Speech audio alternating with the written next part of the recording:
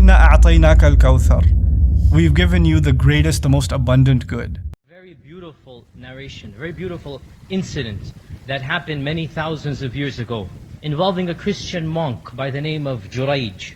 George, as we say in our times, but Jurayj is the classical name.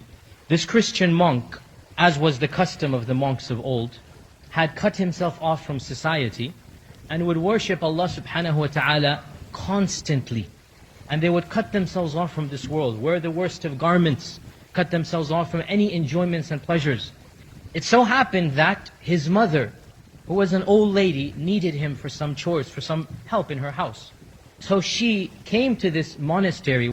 She could not enter the monastery because the fiqh of the previous nations before Islam did not allow women to enter the holy place. So they did not allow women to enter called out, and she said, "Oh Jurayj, I need your help, come to me."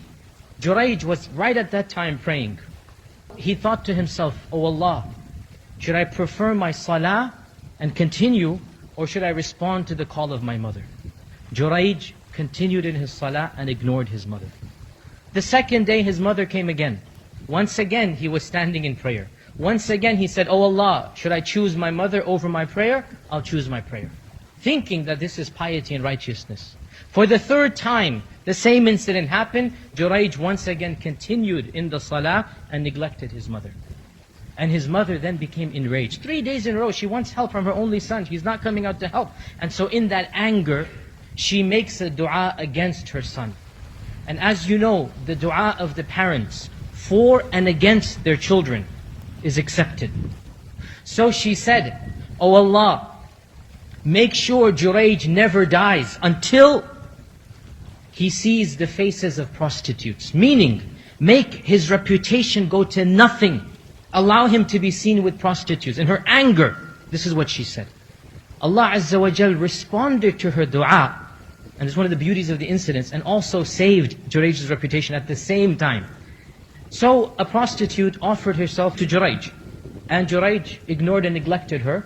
So in her anger, ignored and neglected her people and said, "Do you want me to seduce Jurayj and get him into trouble?" And they said, "Yes." So she plotted and planned, but Jurayj remained immune to her temptations. When she could not find a way to Jurayj, she got pregnant with another man, a shepherd, a farmer, and she then claimed to the townspeople, "This is the child of Jurayj." So the townspeople got so angry, even though they were the ones, this is the way how people are, a'udhu billah. They want to see some action. They were the ones who enticed the prostitute as well. When the prostitute is successful, they now take their anger out on Jurayj.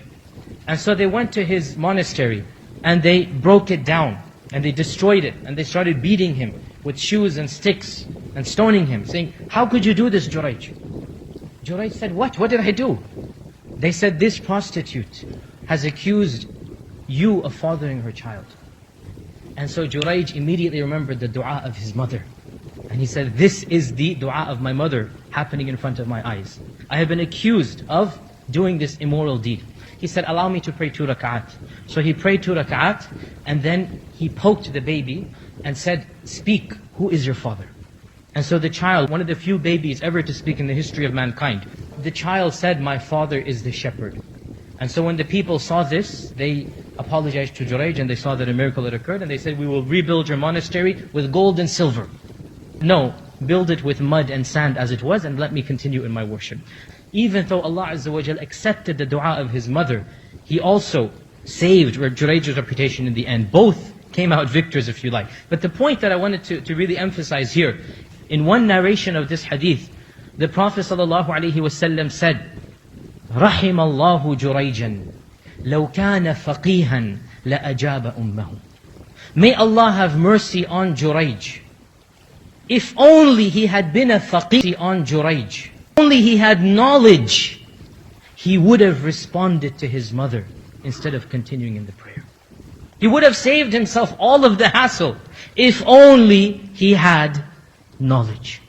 And this is one of those ahadith, there are many others, one of those ahadith that proves beyond a shadow of a doubt that the knowledgeable scholar far exceeds the status of a continual worshipper. Here is Jurayj, fasting, praying, reading, dhikr, cut off from the world. But in his worship, he didn't have knowledge.